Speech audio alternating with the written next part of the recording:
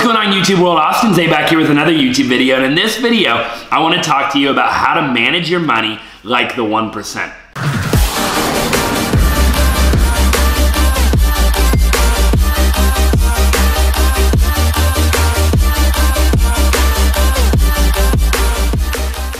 So I'm gonna run through like literally, I took some notes here, guys, so I'm gonna just look down at my computer a couple times, but I have like 7 steps literally right here that I'm gonna run through with you on exactly how you can manage your money like the 1%. Okay, so again, step number 1 is to track your expenses and your budget. Okay, now it sounds super simple, but I wanted to start with this one first because, you know, in all reality, some of the most simple things in life to do are also some of the most simple things in life not to do, okay? So, tracking your expenses and your budget. Now, over the next 60 days, what I want you to do is to track every single penny, okay? I want you to see exactly what you're spending your money on and what has value and what doesn't have value, okay? So that's step number 1. Also included in step number 1, another thing I want you to do is to figure out a budgeting software, okay? You want some sort of budgeting software that fits your life, okay? Now, here's what I really want you to focus on. You want to find a budgeting software that connects to your banks, right? It syncs with your banks. If you're married, if you have, you know, like somebody that you share bank accounts with, or like you have business partners or anything like that, you want to figure out something that works specifically for you and for your life. It tracks everything, okay? That's option number A, right? With literally with tracking your expenses and budgeting. So getting some sort of software, there's a bunch you can find. Just Google it, check it out. I'm not going to sponsor anyone, anything like that, but I'm telling you, there's a lot of different ones you can find, okay?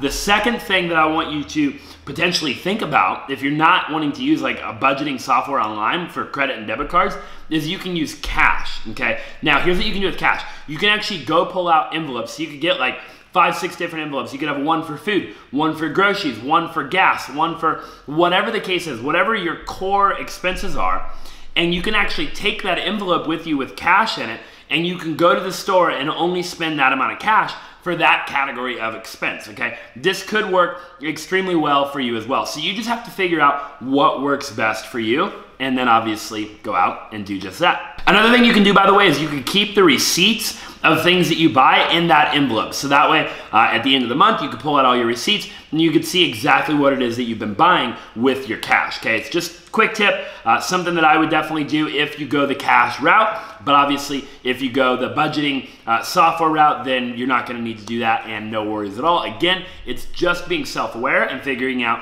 what works best for you. Okay, so the second thing that I would do is to create an emergency fund, okay? Creating an emergency fund, typically you wanna allocate like 3 to 6 months worth of monthly expenses for your emergency fund, okay? It's the smartest thing you can do. I think Dave Ramsey even talks about it, and it's definitely something that you should do in order to be like the top 1%. So there's 7 steps to creating an emergency fund. Step number 1 is to set a savings goal. So how much each month are you going to save and put aside for that emergency fund, okay?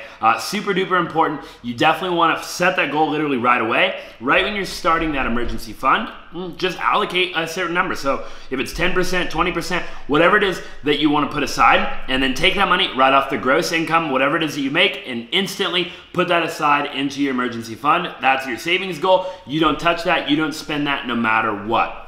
Step number 2 is you can create a jar, okay? Get a jar system in your house and start saving the change. I've actually done this a ton in my life. It helps a ton, right? So when I go like pay for cash, I buy my Starbucks in the morning, whatever it is that I buy, I'm always saving the change in like a jar, even $1 bills, $5 bills, $10 bills, right? Save that change. A lot of people just, you know, spend it, whatever. Always spend bigger bills and then save the smaller bills over the course of a month. It adds up, right? You can save that and add that to your savings, and it's just gonna help you get to that emergency fund faster than you would have otherwise. Just a quick little tip, and that's tip number 2.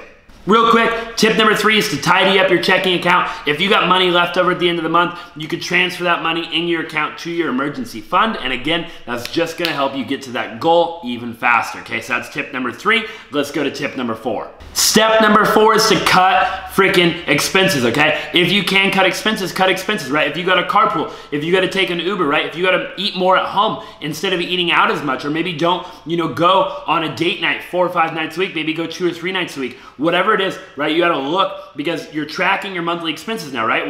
Regardless of how you're tracking those, like we talked about in step 1 and 2, you want to go back and you want to actually figure out how to start cutting expenses out where you can start saving more for your emergency fund and things like that, okay? So be super aware of where you're spending your money and where you can cut back, where you can actually start to save money. Let's move right into step number 5.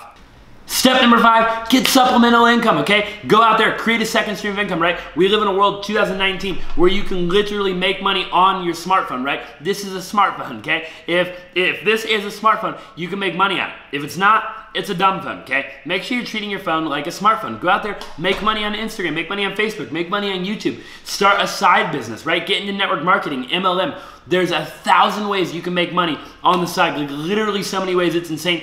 Get creative, watch YouTube videos, and figure out how to create supplemental income. That way you have even more money you can save even faster. All right, step number 6 is to save your tax refund. If you work a normal job, you probably get a tax refund at the end of the year. Save that and put that straight into your emergency fund. That tax refund is not for you to go buy Christmas presents. It's not for you to go out to the bar, whatever it is like that. Save that, put it in your emergency fund, be responsible, and you're gonna achieve your goal way faster. Step number 7 is just to assess and adjust contributions, right? If you gotta add more to your savings, you're making more money, save it faster, right? If you have to cut back a little bit on savings because something big comes up, you know, you have something like your car breaks down or you get into a car crash or something crazy, you know, obviously life's not perfect. You can't expect everything to go exactly as planned. So, you know, take a step back every couple months, assess, and, you know, allocate different contributions to different places and figure out, you know, if you can add, if you need to take away, whatever it is that you need to do. Okay, real quick, moving on to step number 3. So we talked about step 1, step 2, and then I had little miniature steps in those steps. Main point, step number 3 is to figure out if your employer does retirement matching, okay? Where they match essentially your check every single week. A lot of people don't know about this. If they do, it's something you want to be taking advantage of. But, you know, I'm not going to get too much into this. You can Google it, you can YouTube it, you can look into it more. I just wanted to bring it up in this video and let you know that it's definitely something you could be doing and you should be doing if your employer offers it. If you don't know if they offer it or not, I would definitely just ask them. There's no harm, no foul in asking.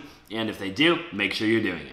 Step number 4 is to pay off high interest rate debt, right? The avalanche method, okay? Always pay off high interest rate debt before you pay off low interest rate debt. So you have 2 credit cards and one credit card is 12% interest and the other credit card is 8% interest. You always want to pay off the credit card that has more interest first and then pay off your debt that has less interest after, okay? Super simple step, something I wanted to bring up in this video, something I want you to definitely take note on, and it's super important. It's gonna get you to your goals way freaking faster. Step number 5 is to invest in yourself, okay? Invest in books, right? Invest in a mentor. Get on YouTube. Invest time in your personal brand, right? Invest in masterminds. Go to networking events, right? Go do collaborations with people. There's literally 1,000 ways you can invest in yourself. You know, I run a lot of different companies. The one thing I can say for sure is that investing in yourself is the best investment that you ever make in your entire freaking life. I'm telling you right now, it's the best thing you can do. Invest in yourself. You know, a lot of people, they get big checks or they start making a lot of money and they stop investing in themselves, right? They stop listening to podcasts. They stop reading books. They stop going to masterminds. They stop going to networking events, and ultimately, they eventually fizzle out and die out. And man, I'm telling you right now, investing in yourself is crucial, and don't ever stop. And if you're not doing it, you need to start doing it right away. Step number 6, invest in a Roth IRA. I'm not going to go too much into detail on this, okay? This is something you can Google, something you can do a lot of your own due diligence on. A Roth IRA is very good. There's actually self-funding Roth IRAs, even in real estate. There's cool things that you can do, like creative real estate deal structure with Roth IRAs, okay? So that's something you're into. Definitely watch more videos on YouTube and learn more about that, okay? But at the end of the day, for the purpose of this video, I definitely want to tell you that it's something very smart that you should be doing, but do your own due diligence and go figure out exactly what the steps look and feel like to make that happen. And step number 7, the final step, is to invest in taxable accounts. Invest in real estate. Invest in the stock market, right? Invest in starting your own business, right? Like we talked about a little while ago. You know, getting that second stream of income, that third, fourth, fifth stream of income, right? You always want to be investing.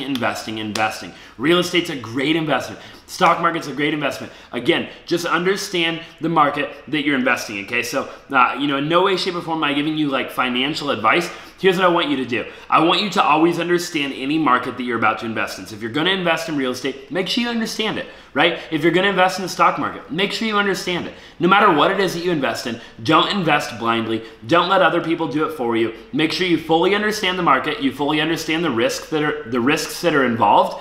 And just go ahead and invest once you understand the risks that you're about to take and you understand the market that you're about to invest in, okay? It's super simple. Guys, getting wealthy and saving money like the top 1% of the world's population is not complicated, okay? It's actually very simple. It just takes time, and you have to focus on one thing at a time. I see a lot of people out in the world today that are trying to do 10 or 15 different things at once, and the reality of it is, if you focus on one thing at a time, it will happen that much faster, right? Don't get shiny toilet syndrome. Don't get shiny object syndrome. Go out there and make all of your goals and your dreams a reality by doing one thing at a time and one thing after the next. Eventually, you'll be doing multiple things. You'll be massively successful, and you'll have all kinds of money saved up for retirement in your Roth IRA and all over the place in real estate, the stock market, whatever it is that you choose to invest in. Money will no longer be an issue for you or your family. I'm super excited for you. I know for a fact you can make it happen. If you enjoyed this video, drop in the comment section down below what you'd like to see in a future video.